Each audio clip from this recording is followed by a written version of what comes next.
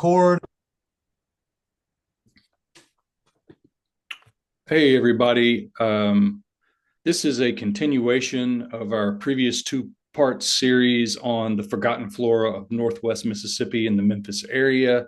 Tonight, we're going to transition and talk a little bit about uh, naturalistic plant design and gardening. Um, as most people probably know, gardens are super important for helping to build habitat and preserve plants. So yeah, let's dive into it.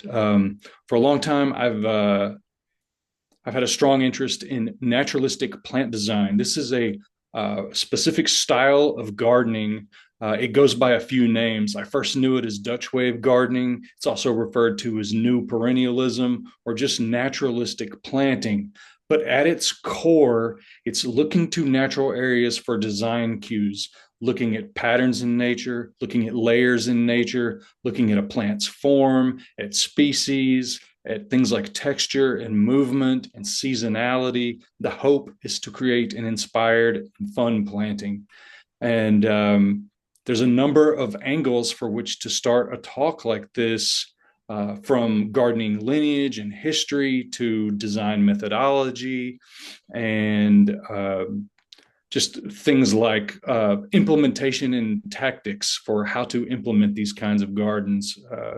But I think it's important for me when I'm doing a garden design to first take a step back and consider people and consider place. So the remembering of people and place is important to me. And so I'll just switch over.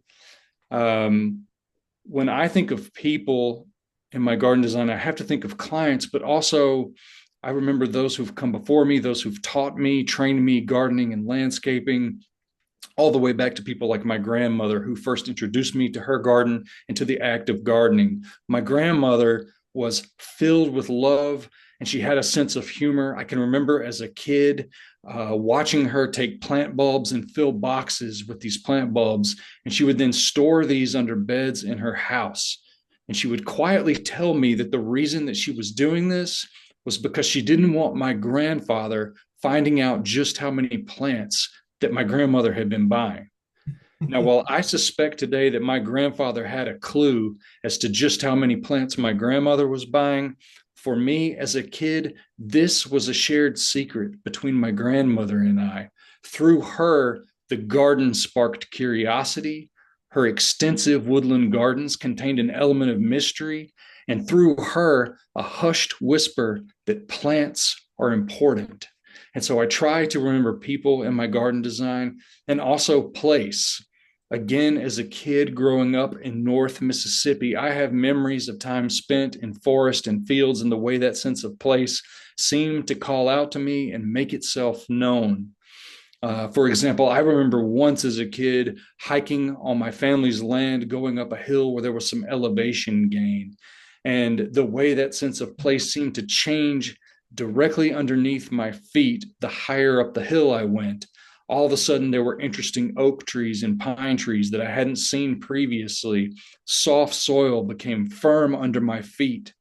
A dark toned soil became deep sandy red tones of soil. And as I got to the top of that hill, I paused for a break, and there was a clearing where sunlight was allowed to penetrate the soil. And there in that place, I found the tiniest, most humble cactus growing here on this hill. And at the time, I could not have told you that this was opuntia or prickly pear. I couldn't have told you that this was a native plant native to our area. For me, I just knew that this must be a special plant to be able to grow in a kind of place like this, to be able to thrive in this type of environment. And as I knelt down next to her, this cactus, to carefully appreciate her, I remember that sense of place seeming to ask me the same question I was asking it: why are you here? And when I remember place, I remember where I'm living currently in Memphis, Tennessee, close to the Mississippi River. Starting with the river and moving east, this is our alluvial plain, our bluff hills, our lush plains and coastal plains. These are ecoregions. And in these ecoregions are their own plant communities.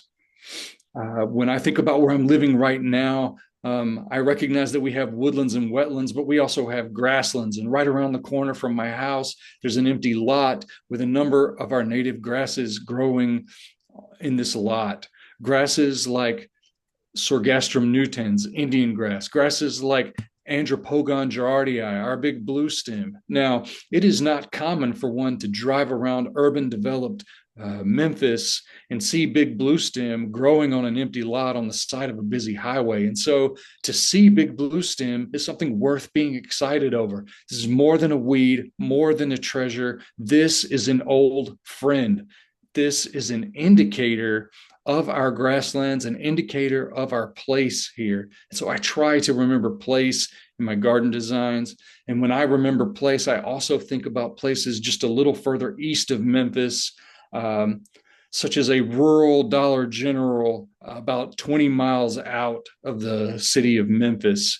And butting up against this rural Dollar General is a field so rich in grassland plant diversity that when Harry and Shay Staten and I first went out there to observe plants in this field, we referred to it as the Dollar General Prairie, the fabled Dollar General Prairie.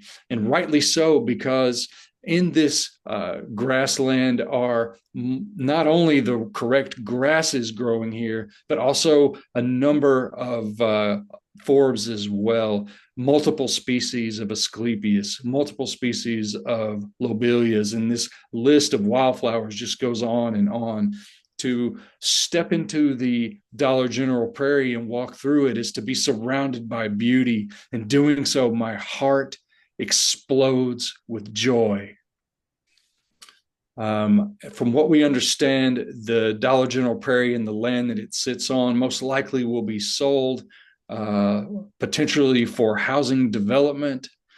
And this will be one less whisper of our place, one less indicator of our Memphis area grasslands. And so I try to remember places like this in my garden design. And in fact, the research coming out of Southeastern Grasslands Institute, for years, their biologists and ecologists have pointed to we're losing more than 90% of our southern grasslands. And in cases where things like a tall grass prairie remnant remains intact, it's something like less than 1% of what was originally there remains intact today.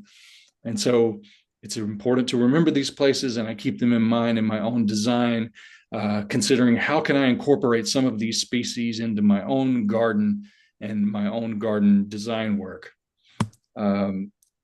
In terms of plant species, for anyone that's a landscaper that might be listening to this, you may be familiar with the Perennial Plant Association.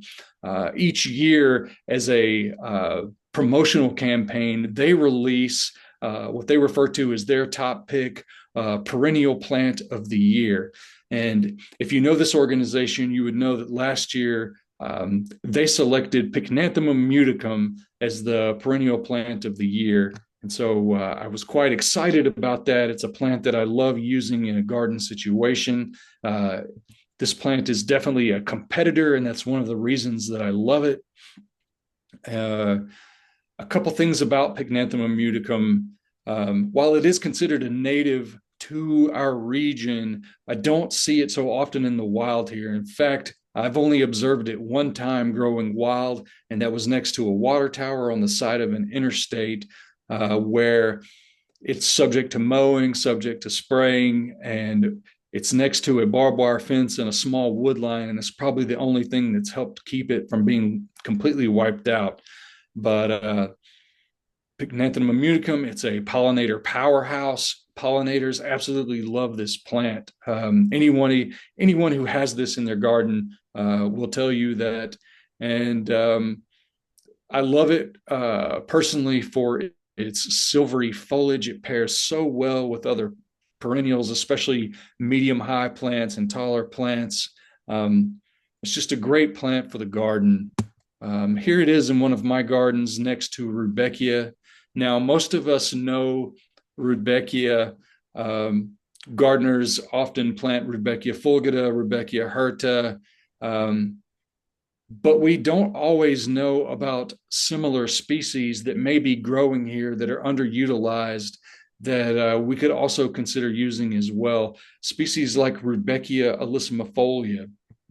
This is Rudbeckia alyssimifolia, and it's growing not far from here, down by where Harry lives and where my grandparents used to live in Hernando, Mississippi. And I'll say real quick to the residents of Hernando, if you're listening, you have some very special plant communities that are worth protecting, worth preserving, worth admiring.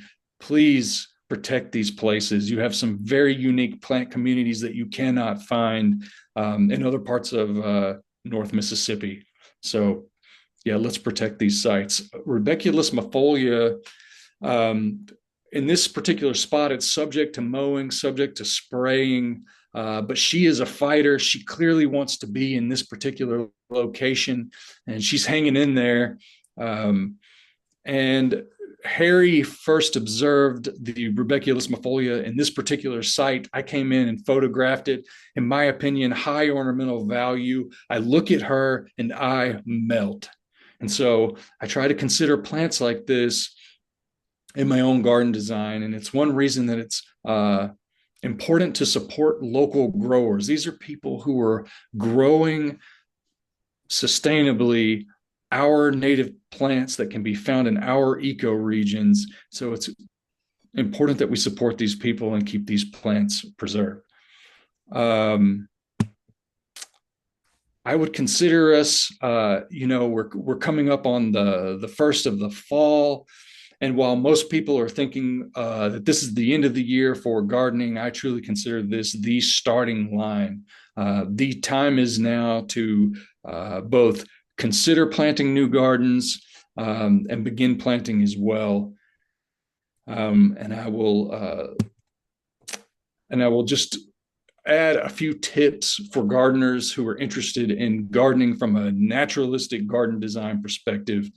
Tip number one, I would say, is to reduce turf grass and increase the garden space in your yards and gardens where it's applicable. And if you are able, let's reduce turf grass and increase the gardens. There's a lot I could say about turf grass, but I will just say that it is my opinion that turf grass has caused us to lose familiarity with herbaceous vegetation and layers of vegetation. And if I took it one step further, I would say that turf grass is unhealthy for us physically, spiritually, mentally. And so, yeah, that's all I'll say about turf grass for now. Tip number two that I would give is utilize grasses in your plantings. And what do I mean by that?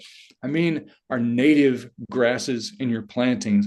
By placing them throughout a particular garden bed planting, we can help tie those garden beds together better from end to end by utilizing grasses more than we currently are. Grasses provide form, texture, movement. They extend the seasonality of your garden in winter months. And so in November, December, January, February, it's our warm season native grasses that are carrying the garden. Truly gorgeous to have in your garden. And my third tip that I would offer is to plant more densely. We don't always need to have 2 and 3 feet of space in between our plants. So yeah, plant more densely. I will pause there and say that gardening is a beautiful way to make a difference in the world. And it's a way that each of us can, whether that's volunteering at the Botanic Garden, finding other opportunities to volunteer in a garden situation or in our homes. Yeah, it's a beautiful way to change the world. So, Harry, any questions? No, well, very well said. I agree. I didn't really think about it until you said it, but gardening is something that we can all participate in, and really hand in hand with conservation, doing it in this way, using the plants that you find locally, just like you're saying, you're doing both, which is that's about as cool as you can get. Yeah, I will. I can walk through a few photos from different seasons throughout the year. This is a photo from springtime. The plants shown here, there is a ground cover layer primarily of grasses, and then the wildflowers you see here, Penstemon digitalis and Monarda bradburyana, paired together. Some summer photos of the garden. On the right, you can see it's a fairly dense planting of plants with probably at least 50% grasses in that particular planting. Another photo from summer, you can see there's a couple goldfinches in the front yard of this garden on the echinacea. Alongside that echinacea are parthenium, eryngium, verbena, and a number of grasses. And here's a photo of summer shifting to fall. We've got helenium, we've got euphorbia correlata that are currently in bloom. And then finally, some winter photos of grasses in dormancy, just looking absolutely stunning to me. Wow. Just some winter photos of plant architecture. Thanks everybody for listening. If anybody has any questions, please feel free to reach out to Harry and I. Yeah. Anything to add, Harry? Yeah, if y'all were looking at those photos, so Joel is a really talented photographer. He's able to capture a lot of these sites that you're seeing in this presentation and saw in the last two videos. Like, I love the habitat shots. I love the close-up shots of the individual plants. But look, I mean, like the one we're looking at right now, like captures the essence of the habitat. But and that wasn't even what I meant to say. All of those photos, or I think most of those photos you just saw, were of Joel's personal garden, which is an unbelievable, the best example I've seen locally of a lawn to native habitat transition. Because first, if you're in from the area and you know Germantown, Germantown is that likes things. Germantown, Collierville, some of these areas of Memphis are very particular about their city and the way things are structured. And Joel is able to do this in a what's the word I'm looking for? Where intentional looking and aesthetic value. He's providing enough aesthetic value and intention to his garden that neighbors are catching on. Like, he's made friends with his neighbors. I'm seeing other people in his neighborhood planting natives, and he has like almost no lawn. Like, he's got pathways of lawn, right? In your front yard. Yep. Like, so that is I would just, that's so challenging to do in a place like Germantown.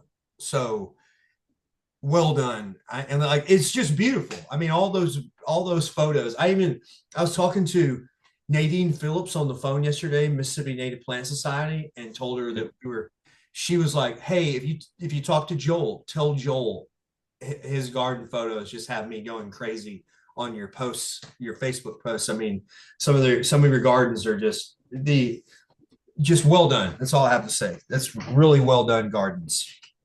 Thanks. Just a couple additional photos, some panicum. Here's some Lythrum elatum growing in my front yard. That's cool. And then just a couple resources. Again, we talked about these on the last two episodes. We could talk about them again. Here's a couple sites that I love using. iNaturalist.